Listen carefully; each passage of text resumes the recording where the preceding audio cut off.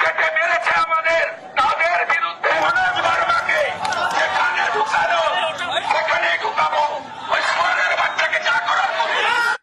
নমস্কার প্রিয় দর্শক, অভয়াকাণ্ডের 1 বছর পূর্তিতে যখন রাজ্যের বিরোধী দলনেতা সহ সাধারণ মানুষ আবারও নতুন করে নবান্ন অভিযান করেন এবং যেখানে নিরস্ত্রভাবে একটা অভিযোগকে কেন্দ্র করে সাধারণ মানুষের হাতে কোনো হাতিয়ার, কোনো ইট পাথর কিছু নেই, শুধুমাত্র জাতীয় পতাকা এবং সাধারণ মানুষের মুখে একটাই দাবি যে অভয়ার বিচার চাই। এই দাবিতে সাধারণ মানুষ সরব হয়েছিলেন আবারও নবান্নে। কিন্তু এইখানে head of the department police আধিকারিক তারা কিন্তু তৃণমূলের দলদাসে পরিণত হয়ে সেই রকম একটা অমানবিক পরিস্থিতির তারা পরিচয় দেন। সেখানে সাধারণ নিরস্ত্র মানুষকে তারা কিন্তু জল কামান, রাবার বুলেট থেকে শুরু করে একাধিকভাবে সাধারণ মানুষকে নির্যাতন করেন এবং অভয়ার মাকেও পর্যন্ত মারতে তারা দ্বিধাবোধ করেননি। ঠিক এই রকম অবস্থাতে নিজের ক্রোধকে সংযম না রাখতে পেরে রাজ্যের বিরোধী দলনেতা শুভেন্দু অধিকারী তিনি পুলিশ আধিকারিককে, যিনি হেড অফ দ্য ডিপার্টমেন্টে রয়েছেন, তাকে তিনি শুয়ারের বাচ্চা বলে ফেলেন। আর এই বিষয়টাতে হঠাৎ করে অপমান বলে মনে করছেন পুলিশ আধিকারিক, একাধিক পুলিশ আধিকারিকদের স্ত্রী, তারা এইটাকে নিয়ে আবার প্রেস কনফারেন্স করতে বসেছে। আসলে ওই দিদির পুলিশের অপমান, তাই এরা মেনে নিতে পারছে।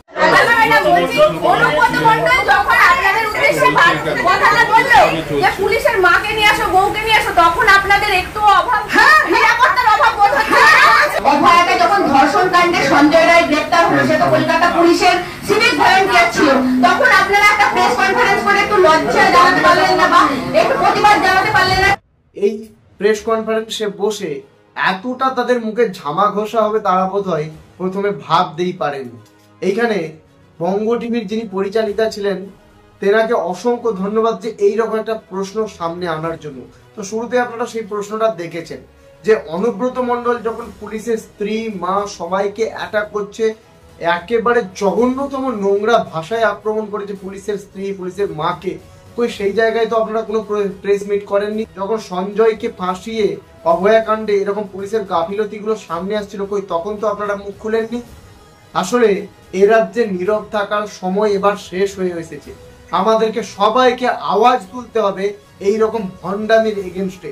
আজকে ওই দিদির পুলিশের আধিকারিকদের, দিদির পুলিশের স্ত্রীরা এসে হঠাৎ করে দাবি চাওয়ার জবাব দিয়ে দেওয়া যায় না।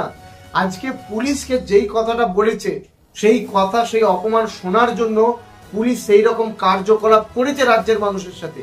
আজকে অভয়াকাণ্ড 1 বছর কমপ্লিট হয়ে গেল, কিন্তু কেন এখনো বিচার পেল? কেন পুলিশি গাফিলতি চলছে? কই সেই বিষয়ে তো আপনারা কোনো মুখ খুলছেন না।